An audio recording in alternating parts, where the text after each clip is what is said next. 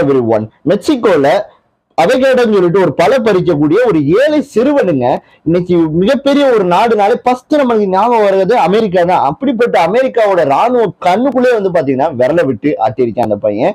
அந்த பையன் யாரு? அந்த பயன்படுத்திய ஆயுதங்கள் என்ன அப்படின்னு கேட்டீங்கன்னா போதை பொருட்கள்.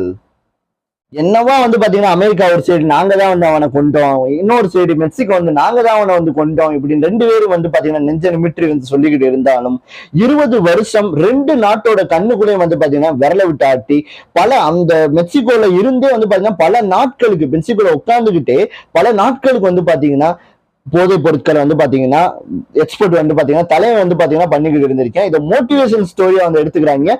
5 நிமிஷத்துல இவனோட வரலாறை பத்தி பார்க்க போறோம். தலைவனுக்கு வந்து பாத்தீங்கன்னா இந்த ரெண்டு நாடுகளும் சேர்ந்து ஒரு பெயரை வந்து பாத்தீங்கன்னா கொடுத்திருக்காங்க, எல்மென்சோ. இவங்க செல்லமா கூப்பிடுற பெயராங்க.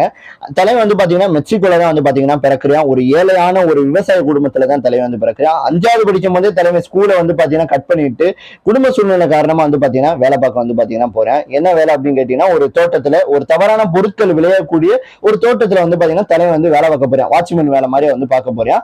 அப்பதான் தலைவனுக்கு மூளையில தோணுது, அதாவது வந்து இந்த இந்த ஒரு இடத்துலதான் வந்து இந்த பொருட்களுக்கு தான் அதிக பிசினஸ் வந்து இருக்கு, இந்த பொருளை வித்தாதான் வந்து நம்ம கோடீஸ்வரன் ஆக முடியும் அப்படின்னு சொல்லிட்டு தலைவன் வந்து பாத்தீங்கன்னா பிளான் வந்து பாத்தீங்கன்னா போடுறேன். இதனால வந்து பாத்தீங்கன்னா மெக்சிகோல இருந்து திருட்டுத்தனமா வந்து அமெரிக்காவுக்குள்ள தாவி போறாப்புல தலைவன் வந்து பாத்தீங்கன்னா போறேன். அமெரிக்காவுக்குள்ள போன பிறகு அவர் வேலையை வந்து பாத்தீங்கன்னா ஆரம்பிச்சிட்டேன். என்ன அப்படின்னு கேட்டீங்கன்னா தவறான பொருட்களை வந்து பாத்தீங்கன்னா அதிக பவர் கொடுக்கக்கூடிய பொருட்களை எல்லாம் வந்து பாத்தீங்கன்னா தலைவன் வந்து பாத்தீங்கன்னா விற்பனை செய்ய ஆரம்பிச்சிருக்கேன். காலேஜ், ஸ்கூல் இப்படி சொல்லிட்டு எல்லா இடங்களும் வந்து பாத்தீங்கன்னா விற்பனை செய்ய ஆரம்பிச்சிருக்கேன். ஆனா வந்து பாத்தீங்கன்னா அமெரிக்கா போலீஸ் வந்து இதை கண்டுபிடிக்கிறாங்க. கண்டுபிடிக்கிறது மட்டும் அல்லாம இவனை தூக்கி உள்ளே வந்து பாத்தீங்கன்னா போடுறாங்க. உள்ள போட்டதுக்கு அப்புறம் வந்து பாத்தீங்கன்னா கொஞ்சம் வருஷத்துக்கு அப்புறம் ரிலீஸ் செய்யப்படுறேன். ஜெயில இருந்த பிறகு ரிலீஸ் செய்யப்படுறாப்புல தலைவன் வந்து பாத்தீங்கன்னா அப்புறம் வந்து அமெரிக்காவே போகின்ற சாமி அப்படின்னு சொல்லிட்டு மெக்சிகோ வந்து பாத்தீங்கன்னா போறாப்புல. இனிமேதான் வந்து பாத்தீங்கன்னா கதையை வந்து ஸ்டார்ட் ஆகுது. உலகத்தையும் வந்து பாத்தீங்கன்னா கதற விட்டுருக்காங்க. அதாவது மெக்சிகோல வந்த பிறகு ஒரு மாநிலத்துல வந்து பாத்தீங்கன்னா ஒரு போலீஸ் வேலையை வந்து பாத்தீங்கன்னா தலைவன் வந்து பாத்துக்கிட்டு இருந்ததை வந்து பாத்தீங்கன்னா சொல்றாங்க. ஏன் எதுக்கு இந்த வேலையை பார்க்கணும் அப்படின்னு கேட்டீங்கன்னா அதாவது வந்து இந்த பிசினஸ் பண்ணணும்னா இந்த பொருட்கள் எல்லாம் வந்து நம்ம விற்கணும்னா கண்டிப்பா சட்டத்துல வந்து என்னென்ன சட்டங்கள் இருக்கு, இந்த சட்டங்கள்ல இருந்து எப்படி எப்படி தப்பிச்சலாம் மாட்டிட்டோம்னா அதே மாதிரி போலீஸோட மூவெல்லாம் வந்து எப்படி இருக்கும், போலீஸ் வந்து எப்படிலாம் யோசிப்பாங்க, இப்படி பல விஷயங்கள் தெரிஞ்சுக்கிறதுக்காண்டியா போலீஸ் வேலை கிட்டத்தட்ட ஒரு வருஷம் தலைவர் வந்து பாத்தீங்கன்னா பாத்துக்கிட்டு இருந்திருக்காப்ல.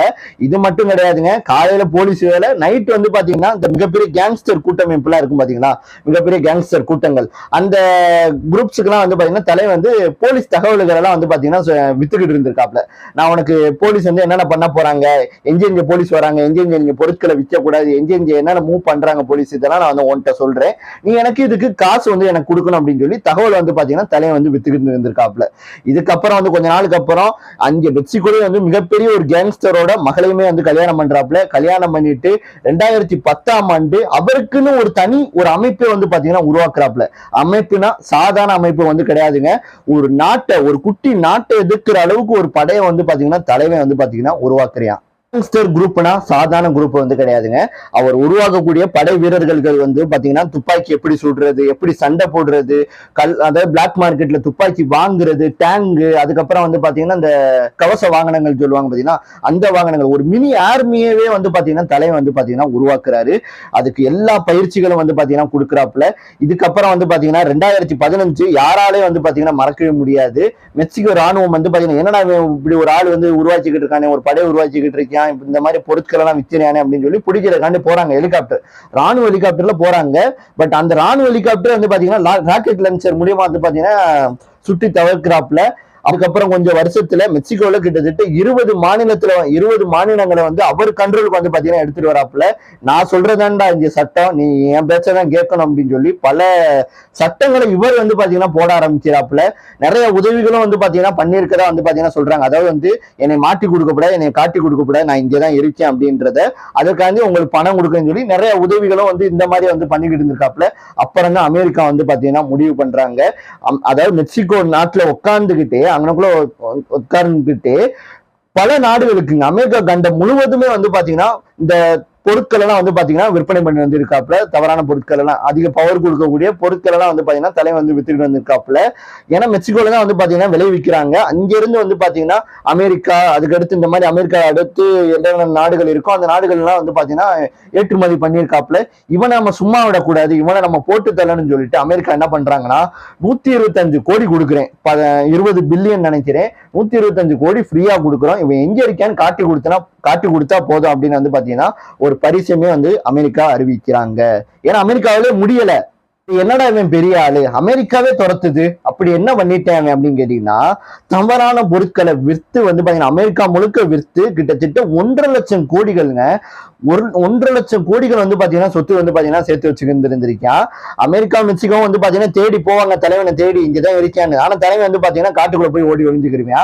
இப்படி கிட்டத்தட்ட வந்து பாத்தீங்கன்னா 20 வருஷங்கள் இந்த 2 நாடோட கண்ணுக்குள்ள வந்து பாத்தீங்கன்னா விரல விட்டு ஆட்டியிருக்காப்புல தலைவன் வந்து பாத்தீங்கன்னா அப்புறம் 19 வருஷங்களா வந்து பாத்தீங்கன்னா தலைவன் ஆளவே வந்து காணா.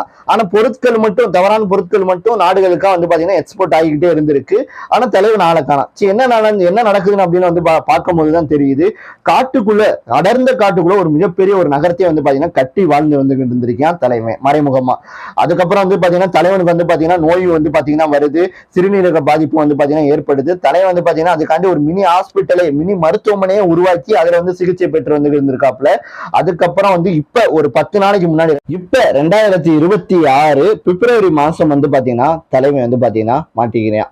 அதாவது தலைவனோட ஒய்ஃப் இருக்காங்களே, தலைவனோட ஒய்ஃபே வந்து பாத்தீங்கன்னா இவன் இங்கதான் இருக்கேன், அந்த காட்டுக்குள்ளதான் இருக்கான், போனீங்கன்னா இப்பயே பிடிச்சிடலாம் அப்படின்னு சொல்லி மாட்டி விடுறாங்க. தலைவனை வந்து பாத்தீங்கன்னா மெக்சிகோ ராணுவம் வந்து பாத்தீங்கன்னா தலைவனை வந்து பாத்தீங்கன்னா சுத்தி வளைக்கிறாங்க. அந்த டயத்துல கூட வந்து பாத்தீங்கன்னா தலைவன் வந்து அவனுடைய ஆர்மி படைகளை வச்சு ராணுவத்துக்கு வந்து ஒரு மினி ஷோவே வந்து பாத்தீங்கன்னா காட்டுறேன். ஆனாலும் வந்து பாத்தீங்கன்னா ராணுவம் வந்து தலைவனை உயிரோட சுட்டு பிடிக்கிறாங்க. ஹெலிகாப்டர்ல கொண்டுட்டு போகும்போதே தலைவனுக்கு வந்து பாத்தீங்கன்னா மூச்சு நின்று போச்சுன்றாங்க. என்னவா வந்து ஒளிஞ்சு வாழ்ந்தாலும் ஒரு கட்டத்துக்கு மேல எவனா இருந்தாலும் மாட்டப்படுவான் அப்படின்றதுதான் ஒரு நிதர்சனமான ஒரு உண்மை. ஒரு கதையை வந்து பாத்தீங்கன்னா இப்போ உள்ள நிறைய பேர் சின்ன பயிலுகள்லாம் வந்து பாத்தீங்கன்னா இதை வந்து பாத்தீங்கன்னா ஒரு மோட்டிவேஷன் ஸ்டோரியா வந்து பாத்தீங்கன்னா எடுத்துக்கிட்டு தெரியுறாங்க. நானே வந்து இதை பத்தி போடுவோமான்னு யோசிச்சேன். ஆனா நிறைய பேருக்கு வந்து இந்த கதையை பத்தி நிறைய பேருக்கு தெரிஞ்சிருக்கு. சரிடா அப்படின்னு சொல்லிட்டு நம்ம இதை பத்தி ஒரு வீடியோ கிரியேட் பண்ணோம்னு சொல்லி நிறைய ஆர்டிகளை வந்து படிச்சுதான் இந்த ஒரு வீடியோ வந்து பாத்தீங்கன்னா எடுத்திருக்கேன். உண்மையிலே நிறைய கதை வந்து இருக்குங்க, அதெல்லாம் வந்து தேவை கிடையாது. ஏன்னா இப்பெல்லாம் வந்து பாத்தீங்கன்னா ரெஸ்ட்ரிக்ஷன் பண்ணிட்டாங்க யூடியூப்ல வந்து. இந்த மாதிரி தவறான இந்த பொருட்கள் விற்பனை பண்றவங்க, இந்த மாதிரி தவறான ஆட்களை பத்தி பேசக்கூடாது. அந்த நான் ஒரு பொருட்கள் சொல்றேன், அந்த பொருட்களோட பேரை சொன்னா கூட வந்து பாத்தீங்கன்னா எனக்கு வந்து கார்ப்பரேட் ஸ்ட்ரைக் வந்து பாத்தீங்கன்னா யூடியூப் வந்து கொடுத்துருவாங்க. அந்த அளவுக்கு வந்து பாத்தீங்கன்னா ரெஸ்ட்ரிக்ஷன் வந்து பாத்தீங்கன்னா கட்டுப்பாடுகள் வந்து போடப்பட்டிருக்கு. இந்த வீடியோ எப்படி இருந்துச்சு அப்படின்றது ஜீரோல கமெண்ட் பண்ணுங்க. பாய் பாய், நன்றி, வணக்கம், ஜெய்ஹிந்த், வந்தே மாதரம். இதை பத்தி நீங்க என்ன நினைச்சிருக்கீங்க அப்படின்றத ஜீரோல கமெண்ட் பண்ணுங்க. அமெரிக்காவே வந்து பாத்தீங்கன்னா போடா அப்படின்னு வந்து பாத்தீங்கன்னா அடிச்சு பத்திருக்காப்புல. எனக்கு அதுதான் என்ன சொல்றேன்னு வந்து பாத்தீங்கன்னா தெரியல.